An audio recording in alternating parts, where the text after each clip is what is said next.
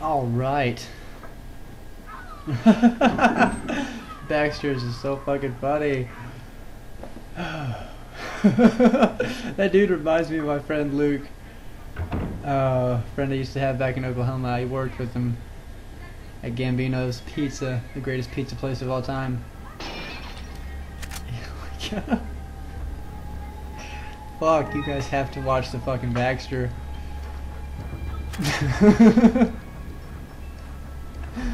Oh man.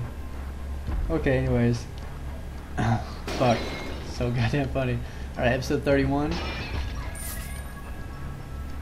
Is it episode 31? Yes. Yes it is, it's episode 31. In this room. This is the room that leads to that door that was blocked off earlier that you need Ashley to go through that window. I'll show you in a minute. Baja cuisine?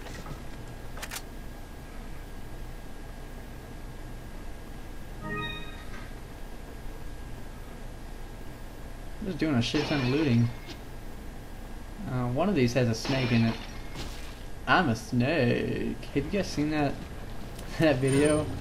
That guy's just staring at the camera going, I'm a snake. I'm a sneaky little slithery snake.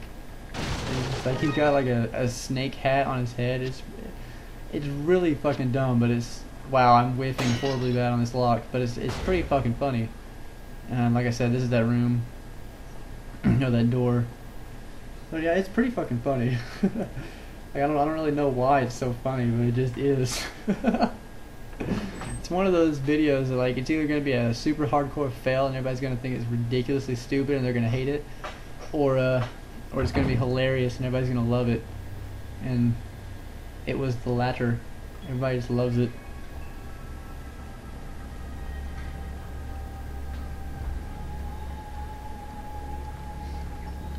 It's right here. All you really have to do is shoot that fucking shoot the bottle. There we go. You could just snipe it, but I don't know. It gets to one point of this game where I have so much sniper ammo I don't even know what to fucking do with it. I have to sell like 30 rounds, which is 3 full boxes of sniper ammo, because I just have so fucking much. That's in like way in the 50s episodes. Way near the end. But right here I equipped a grenade for a reason. As soon as this shit, like, they drop a cage on me, they drop one of these big, but these motherfuckers on me. So I immediately throw the grenade, and I think I failed with it probably.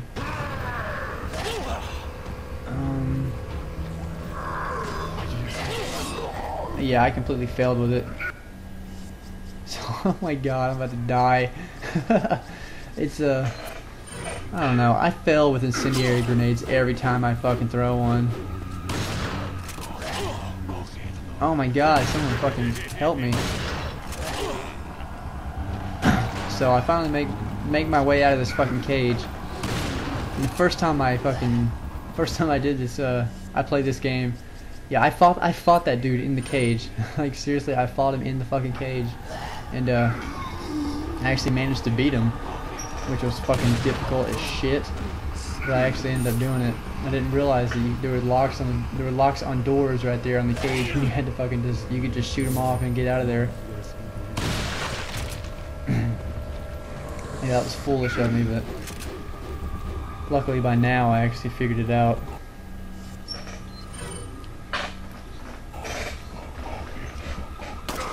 I have a squeaky chair. You get suplexed, get your head fucking suplexed off.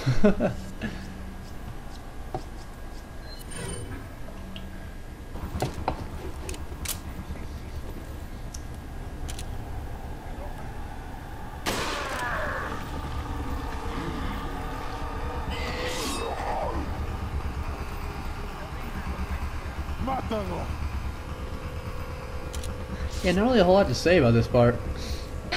I'm just trying to fucking patiently wait for sorry, Geek, I cannot play Gears with you right now. I'm doing commentaries. I'm just kind of waiting for this guy to turn his back so I can shoot that shit off him.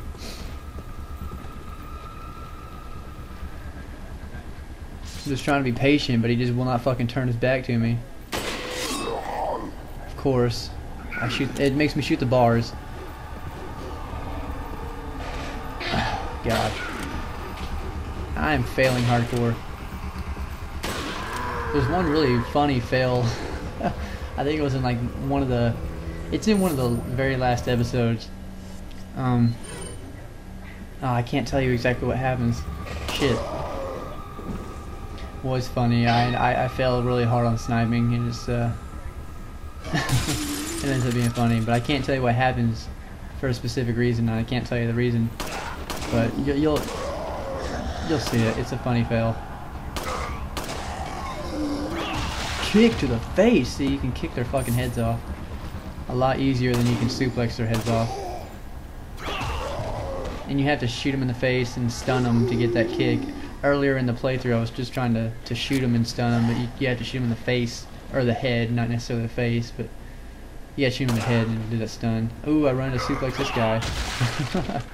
Reminds me of those old wrestling games where you like the very early wrestling games, you couldn't do running grapple moves, but then when you could, like, you can do running grapple moves. I was like, this is the coolest thing ever in a game ever.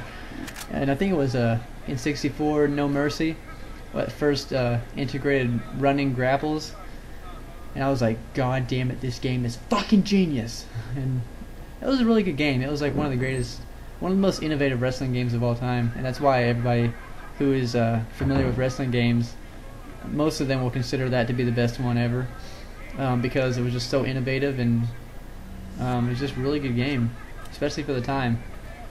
The N64's controller, though, I don't know how we even played with the N64 controller back in the day. It was just so fucking stupid. Like, like that design, it had like 3 little peninsulas sticking out for handles. It was just weird. It had a really weird button design and controller and like hardware design along with the button design. I mean, the Gamecube has a weird button design. They have the B and the A buttons at weird places instead of like a square kind of diamond thing like PlayStation and Xbox have. They had this weird, like, these weird crescent-shaped X and Y buttons, and then this little tiny B button down at the bottom left, and then right in the middle there's a giant A button. And it just looks weird, and it's really fucking awkward, especially playing this game when you had to press the A and B button at the same time to get out of the way of a fucking rolling boulder. As you guys know, as you guys probably saw that earlier.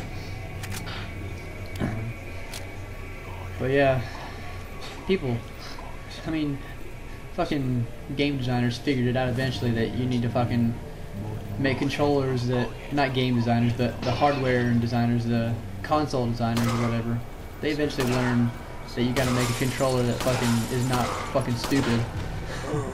And they eventually got it right. So every controller is basically the same now. PlayStation, Xbox, except the Xbox controller. The control sticks obviously are on a different axis, and for some reason I like the feel of that better. I don't know why.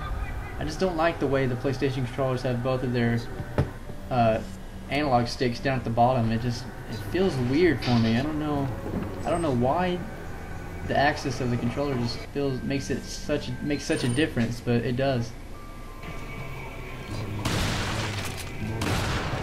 I even felt that way back in the day playing like original PlayStation 2. I was like, man, I really wish this, like I was thinking, man, this controller takes a while to get used to. And then when I had my first Xbox, I just like right at home, because the controller just felt right.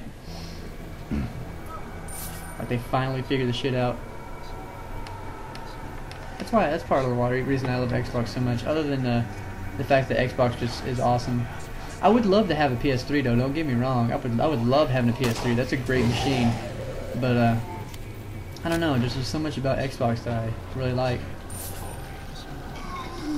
Oh, but yeah, definitely though, if I had the money, I would definitely buy a PS3, because there's a lot of, for one, that's a more powerful machine. Two, it's got free no words for you, priceless. It's got a free online play, which is pretty cool. I mean, it's not as good as Xbox Live. By that I mean the actual interface and whatever. I don't mean like the games. Like personally, well, I'm just gonna say it. Personally, I prefer the games that are on Xbox, the multiplayer games over, because I have played games on PS3 on PSN, and they're really good games. I just prefer the ones that are on Xbox. But there are some games on the PS3 that I would like to play that I haven't been able to play because they're not on Xbox. But regardless, the majority of multiplayer games that I enjoy, Halo, Gears, that's probably like the main reason I have an Xbox over a PS3 is Halo and Gears. Halo definitely. Oh my god. And Mass Effect. Ooh shit. Shake that ass and move like a gypsy. Mass Effect is the shit. Oh my god. If there was any game I would buy, I would definitely choose Xbox over PS3 for. It would be Mass Effect. Mass Effect 1 and 2. Is that all? And Halo. Well, I don't know, not Halo Reach. Fuck Halo Reach. That's a fucking piece of shit. And I am just bleep blop flubblip. Oh, right here I'm buying my my, what is that, XL attaché case? Biggest case of the game. And I went here and bought this first, and I'm gonna go back, do a little bit of backtracking now, because I bought this case just for this specific fucking reason, to go back and so I can fit this rocket launcher. And I use the rocket launcher on the specific part later on. But anyways. Yeah, this guy's still shooting fucking arrows at me. But right down here, there's a free rocket launcher just chilling right here. It's like, hey, what's up, bro? I'm a rocket launcher. You gonna pick me up and put me in your attaché case, bro? Cool. Cool story, bro. And then, so that's a free rocket launcher. A free boss fight. But I don't use it for a boss fight. I use it for something else. I do use a rocket launcher on a boss fight later in the game, though. I won't tell you which one. It's not the final one. But it's one I just didn't want to do. I was like, fuck it. I'm just going to buy I go ahead and buy a rocket launcher for 30,000 pesetas. Because I knew I was going to get at least 50,000 for beating the boss. And I was like, fuck it. I'm just going to buy a rocket launcher and one-shot this motherfucker and have this shit over with. Which I can only probably do that for a lot of the bosses, because they all drop like 50,000 fucking pesetas, so that basically the rocket launchers will just pay for themselves for the most part. Right there, I got antsy for a fucking, what is it, a suplex. I just really wanted to suplex his ass. So I just shot him in the leg till he died. Probably part of the reason I run out of ammo so much, because I'm always aiming for the fucking legs. Alright, looks like this commentary is coming to an end, so I think I go up here and save the game, and that's going to be it. In the next episode, there will be quite a twist, so enjoy that. Alright, thanks for watching, guys, and once again, have an excellent day.